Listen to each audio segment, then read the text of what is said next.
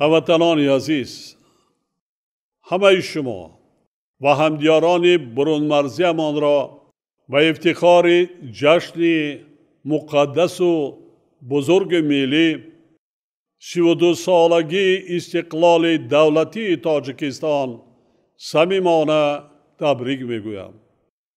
این رویداد بزرگ در تاریخ بیش از 6000 ساله ملت تاجیک و سرنوشت مردم ما گردش کلی با وجود آورده. با شرافت آن ما صاحب دولت صاحب اختیار گردیدیم. استقلال و آزادی برای ما رمز واقعی افتخار از وطن و وطنداری، بزرگترین امکانیت دولت سازی و دولتداری مستقل، الهام بخش عزم و تلاش های سازنده به خاطر تامین نمودن رشد دولت، آبادی وطن، زندگی آسایشته مردم تاجیکستان و بلند برداشتن سطح زندگی هر یک عائله کشور می باشد. امروز از تاریخ پر افتخار دولت صاحب استقلالمان در ظرف 32 سال سپری شده خوب مشاهده می گردد که این مرحله در مقایسه با تاریخ باستانی خلقمان مهلت چندان طولانی نیست، ولی با مقیاس کارهای در این مدت عملی گردیده کم نظیر به حساب می رود. تاجیکستان عزیز ما بعد اعلان استقلالیت راه بنیاد دولتداری نوین ملی را پیش گرفته.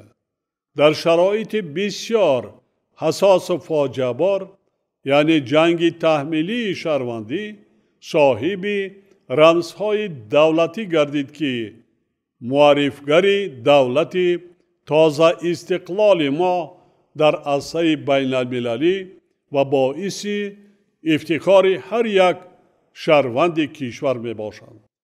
امروز از تاریخ پر افتخار دولت صاحب استقلالمان در ظرف 32 سال سپری شده خوب مشاهده می گردد که این مرحله در مقایسه با تاریخ باستانی خلقمان مهلت چندان طولانی نیست، ولی با مقیاس کارهای در این مدت عملی گردیده کم نظیر به حساب می رود. تاجیکستان عزیز ما بعد اعلان استقلالیت راه بنیاد دولتداری نوین ملی را پیش گرفته. در شرایط بسیار حساس و فاجعه بار، یعنی جنگ تحمیلی شهروندی، صاحب رمزهای دولتی گردید که معرفگر دولت تازه استقلال ما در عرصه بین المللی و باعث افتخار هر یک شهروند کشور می باشند. همزمان با این ما با مقصد ارزشگذاری و حافظه تاریخی و گذشته پر افتخار خلقمان ارزش‌های دولتداری و سنت‌های تمدن‌سازی نیاگان خود از جمله دولتداری سامانیان را احیا نمودیم. خاطرشان می‌سازم که راهی در مدت بیش از 13 ساله طی کرده ما پر از شیب و فراسا بود. مردم شریف تاجیکستان توانستند استقلال دولتی خود را از فتنه و دسیسه بدخواهان داخلی و خارجی ملت تاجیک و دولت تاجیکان صادقانه حفظ نمایند. با جنگ تحمیلی شهروندی خاتمه بخشیده، صلح و ثبات و وحدت ملی را در کشور برقرار سازند. یعنی تاجیکان همچون ملت کهن‌بنیاد توانستند که مانع و مشکلات ایجاد کرده دشمنان خود را با عزم قوی و اتحاد سرجمی برطرف کرده در روزهای خیلی دشوار و سرنوشت‌ساز زیر پرچم استقلال و آزادی متحد گردیده دولت خویش را به روزهای آسوده و آباد رسانند. در روند از خطر نیستشوی رهایی بخشیدن دولت تاجیکان و از پراکندگی نجات دادن ملت تاجیک سال 1993 یکی از رکنهای مهم دولتداری ارتش ملی تأسیس داده شد که امروز 30 سالگی این صحنه تاریخی را تجلیل می نماییم. همچنین در یک مدت کوتاه با وجود مشکلات زیاد اقتصادی و مالیوی آن روزها فعالیت ساختارهای فلج شده حاکمیت دولتی و مقامات حفظی حقوق برقرار کرده شد. قابل ذکر است که طی دوران صاحب استقلالی کشور ما با تلاش و زحمت صادقانه و وطن دوستانه مردم سربلند تاجیکستان به دستاوردهای بی‌سابقه نائل گردید. با تکیه به عنعنه‌های قناعتمند خلقمان و برای رای‌پرسی عمومی خلقی قبول شدن اولین کنستیتوسیای دولت صاحب استقلال تاجیکان از جمله نخستین دستاوردهای بود که مردم ما هنوز در ایام بسیار حساس و وزنین جنگ تحمیلی شهروندی با آن موفق گردیدند. حکومت مملکت در اساس این سند تقدیرساز و پیشبرد سیاست اجتماعی آغاز نمود. امروز ثمره های واقعی این سیاست در تمام ساحه‌های اجتماعی از جمله تندرستی و حفظ اجتماعی اهالی، مهنت و شغل اهالی، کار با زنان و عائله، جوانان، ورزش و دهها سمت‌های دیگر و مهمتر از همه در سطح و صفت زندگی مردم مملکت به طور واضح مشاهده می‌گردند. در سالهای استقلال دولتی رشد معارف، علم و فرهنگ در سیاست دولت و حکومت تاجیکستان سمت افضلیتناک اعلان گردید. در ظرف بیش از 13 ساله مردم ما توانستند که بهترین ارزش‌های ملی خود را زنده سازند. خودشناسی و خودآگاهی ملی را با پایه بلند برداشته نه تنها فرهنگ بی‌نظیر خود را احیا نمایند بلکه آن را با طلبات دولتداری نوین خود و با واقعیت جهان معاصر مطابق ساخته در عرصه بین المللی به طور شایسته معرفی نماید.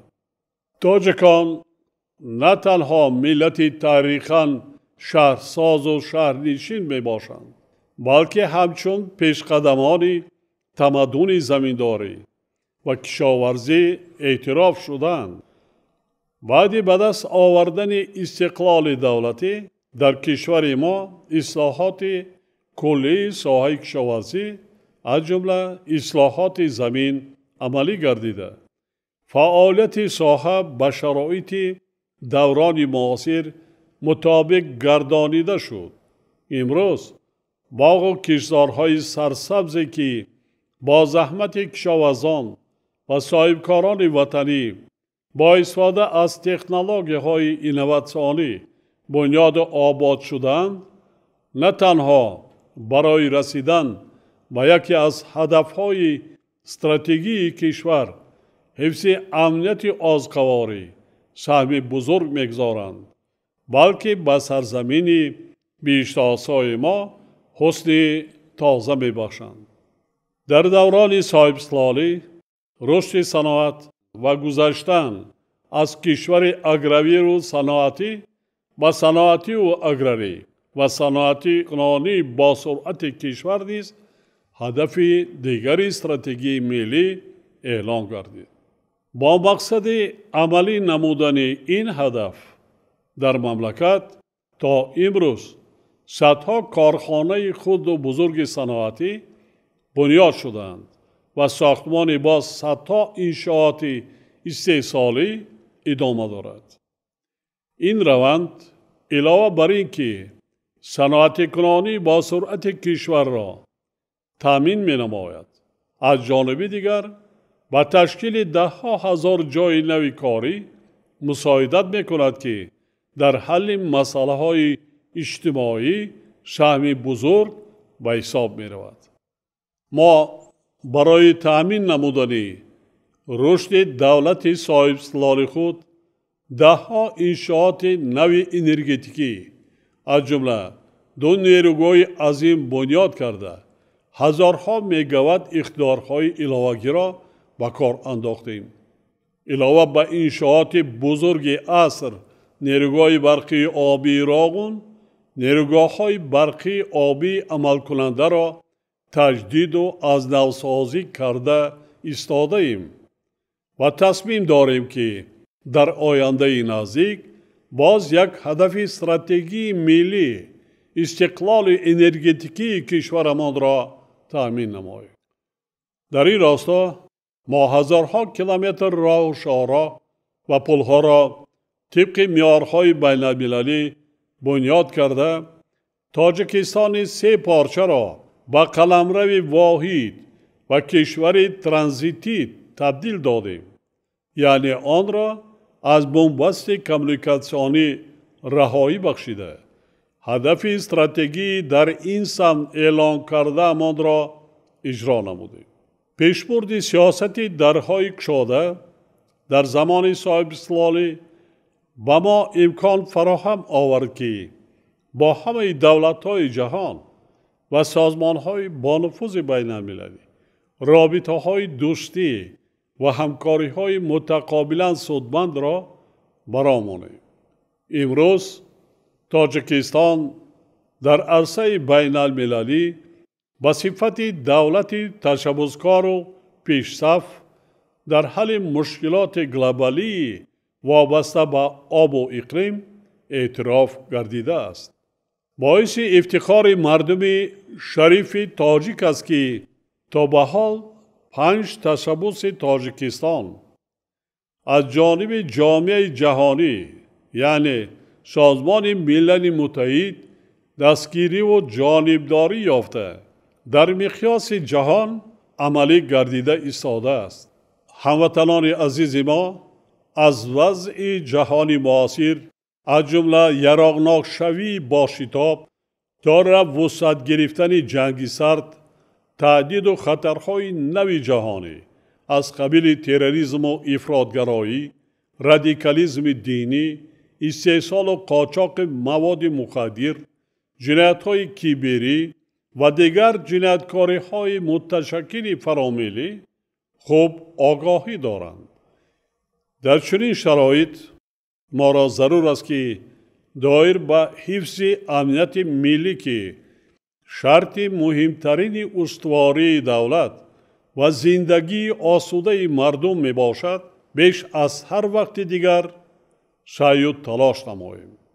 یعنی ما باید همیشه هوشیار و زیرک و در راه حفظ دولت و دستاوردهای زمان استقلال، صلح و آرامی، ثبات سیاسی و وحدت ملی آماده باشیم.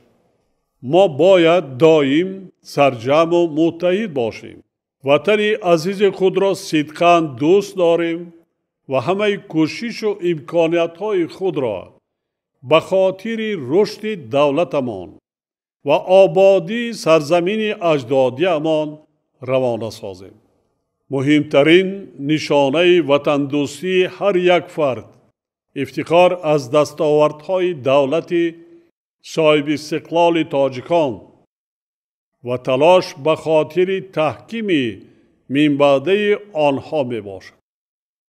هر شخصی که خود را صاحب وطن می داند و مفهوم‌های استقلال و آزادی را مقدس می شمارد باید همه اندیشه و عمل خود را به آن روانه سازد که آمادگی به هر یک جشن استقلال به خصوص 35 سالگی این رویداد سرنوشت‌ساز به مرحله نوی بالاروی احساس خودشناسی، افتخار ملی، وطن دوستی و وطن پرستی و وسعت سازندگی و آبادکاری مبادل گردد. من به ننگ و ناموس ملی، عزم و اراده قوی و کوشش و تلاش های وطن دوستانه مردم شرفمند تاجیکستان و مخصوصاً جوانان وطن دوست و غیور آن اعتماد کامل دارم.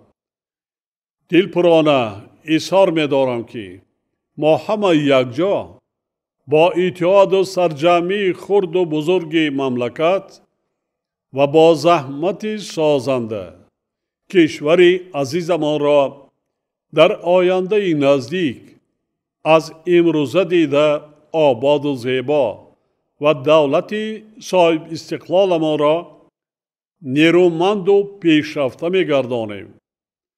نفوذ و آبروی آن را در عرصه بین المللی باز هم بلند می برداریم.